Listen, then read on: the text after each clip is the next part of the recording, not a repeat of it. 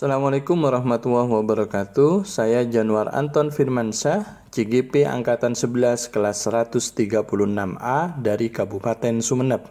Pada kesempatan kali ini saya akan memaparkan tugas modul 2.1.J koneksi antar materi pada materi pembelajaran berdiferensiasi. Apa itu pembelajaran berdiferensiasi? Pembelajaran berdiferensiasi adalah usaha guru dalam menyesuaikan proses pembelajaran di kelas untuk memenuhi kebutuhan belajar individu murid, atau serangkaian keputusan masuk akal atau common sense yang dibuat oleh guru yang berorientasi kepada kebutuhan murid. Bagaimana cara untuk dapat melakukan pembelajaran berdiferensiasi di kelas?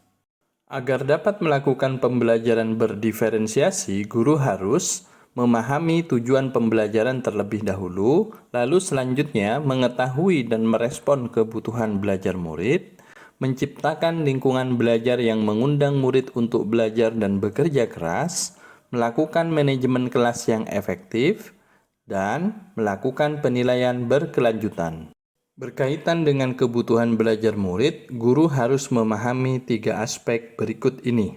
Pertama, kesiapan belajar murid atau readiness. Hal ini mengharuskan guru untuk menilai pengetahuan awal dan menentukan apa yang telah murid ketahui dan di mana murid berada. 2. Minat murid. Minat setiap murid pasti berbeda-beda. Minat adalah salah satu motivator penting bagi murid untuk terlibat aktif dalam proses pembelajaran. Dan yang ketiga, profil belajar murid. Profil belajar murid berkaitan dengan lingkungan, budaya, gaya belajar, dan kecerdasan majmuk. Kebutuhan belajar murid dapat diidentifikasi berdasarkan cara-cara berikut ini. Mengamati perilaku murid, mengidentifikasi pengetahuan awal, mereview dan melakukan refleksi terhadap praktik pengajaran, berbicara dengan guru murid sebelumnya, membaca rapot murid di kelas sebelumnya, atau bisa juga menggunakan berbagai penilaian formatif dan diagnostik. Strategi untuk mendiferensiasi pembelajaran dapat dilakukan dengan 3 cara, yaitu diferensiasi konten, diferensiasi proses, dan diferensiasi produk. Guru dapat memilih salah satu bentuk diferensiasi atau kombinasi dari ketiga bentuk diferensiasi tersebut.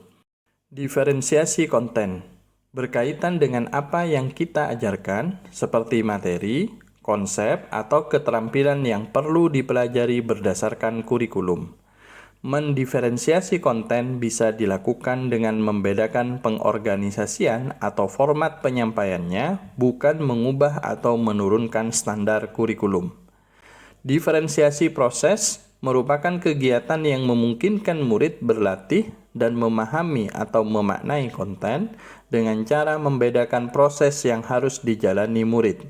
Diferensiasi produk merupakan bukti yang menunjukkan apa yang murid telah pahami dengan cara membedakan atau memodifikasi produk sebagai hasil belajar murid, hasil latihan, penerapan, dan pengembangan apa yang telah dipelajari.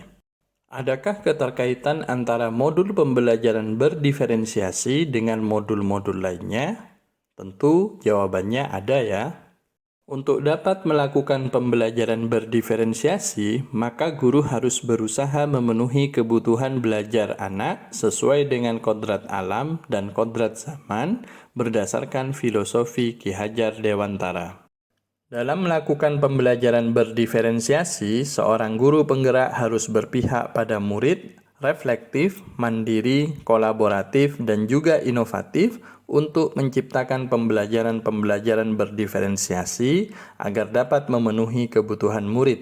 Dengan demikian, seorang guru penggerak dapat mewujudkan kepemimpinan murid dengan menuntun murid merdeka belajar. Hal ini sesuai dengan nilai dan peran guru penggerak. Selanjutnya, pembelajaran berdiferensiasi dapat menjadi salah satu strategi untuk mewujudkan visi guru penggerak yang berpihak pada murid.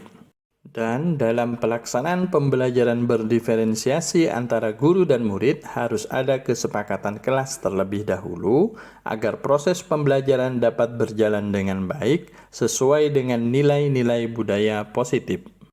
Demikianlah pemaparan koneksi antar materi modul 2.1. Saya sampaikan terima kasih. Salam dan bahagia Bapak Ibu guru penggerak di seluruh Indonesia. Semoga selalu tergerak, bergerak, dan menggerakkan.